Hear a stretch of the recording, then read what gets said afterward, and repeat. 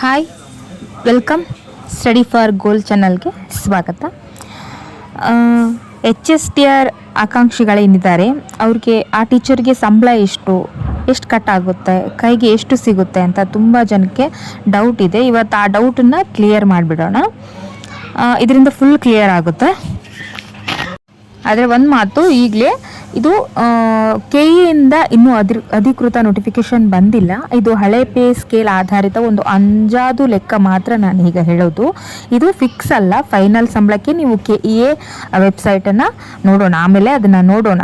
Final ಅಧಿಕೃತ notification ಬಂದಮೇಲೆ ಅದನ್ನು ನೋಡೋಣ.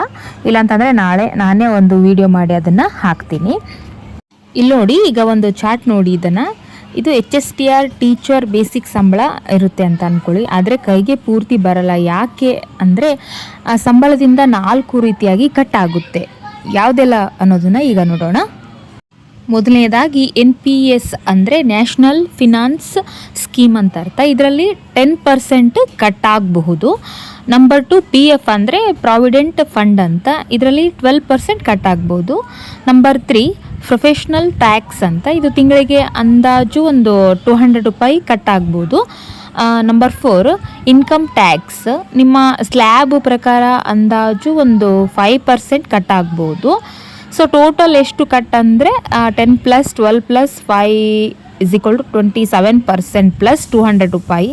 ಅಂದಾಜು ಒಂದು 30% ಕಟ್ ಆಗುತ್ತೆ ಅಂತ ಅಂದ್ಕೊಳ್ಳಿ. ಅಂದರೆ ಟೆನ್ಷನ್ ಮಾಡ್ಕೊಳ್ಬೇಡಿ 30% ಕಟ್ ಆಗುತ್ತಾ ಅಂತ. ಇದ್ರ ಜೊತೆ DA ಅಂದರೆ ತುಟ್ಟಿ ಭತ್ಯೆ ಸೇರುತ್ತೆ. ಈಗ DA 50%ಗಿಂತ ಜಾಸ್ತಿ ಇದೆ. ಸೊ HRA ಅಂದರೆ ಮನೆ ಬಾಡಿಗೆ ಭತ್ಯೆ ಕೂಡ ಸೇರುತ್ತೆ.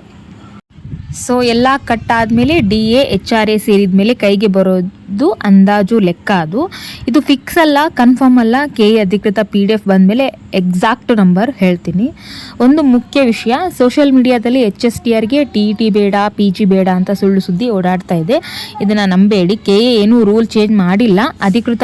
ಅಧಿಕೃತ ಅಪ್ಡೇಟ್ ಬಂದ ತಕ್ಷಣ ಮೊದಲ ನಿಮಗೆ ಈ ವಿಡಿಯೋವನ್ನು ನಾನು ತಿಳಿಸ್ತೀನಿ. HSTR ಬಗ್ಗೆ ಏನೂ ಡೌಟ್ ಇದ್ದರೆ ಕಮೆಂಟ್ ಮಾಡಿ. ಸಿಲೆಬಸ್ ಏನು, ಏಜ್ ಲಿಮಿಟ್ ಎಷ್ಟು, 400 ರೋಸ್ಟರ್ ಅಂದರೆ ಏನು, ಎಲ್ಲ ಪ್ರಶ್ನೆಗೆ ಉತ್ತರ ನೆಕ್ಸ್ಟ್ ವಿಡಿಯೋದಲ್ಲಿ ಹೇಳ್ತೀನಿ. ಆ ವಿಡಿಯೋದಲ್ಲಿ ಎಲ್ಲ ಡೌಟನ್ನು ಕ್ಲಿಯರ್ ಮಾಡೋಣ. ಸೊ ವಿಡಿಯೋ ಉಪಯೋಗ ಆಯಿತು ಅಂದರೆ ಒಂದು ಲೈಕ್ ಮಾಡಿ. ನಿಮ್ಮ ಫ್ರೆಂಡ್ಸ್ಗೆ ಕೂಡ ಈ ಮಾಹಿತಿಯನ್ನು ಶೇರ್ ಮಾಡಿ. ಇನ್ನೂ ನಮ್ಮ ಚಾನಲ್ಗೆ ಸಬ್ಸ್ಕ್ರೈಬ್ ಆಗಿಲ್ಲ ಅಂತಂದರೆ ಈ ಕೂಡಲೇ ಸಬ್ಸ್ಕ್ರೈಬ್ ಮಾಡ್ಕೊಳ್ಳಿ, ಬೆಲ್ ಐಕಾನ್ ಒತ್ತಿ. ಮತ್ತೆ ಸಿಗೋಣ ಮುಂದಿನ ವಿಡಿಯೋದಲ್ಲಿ.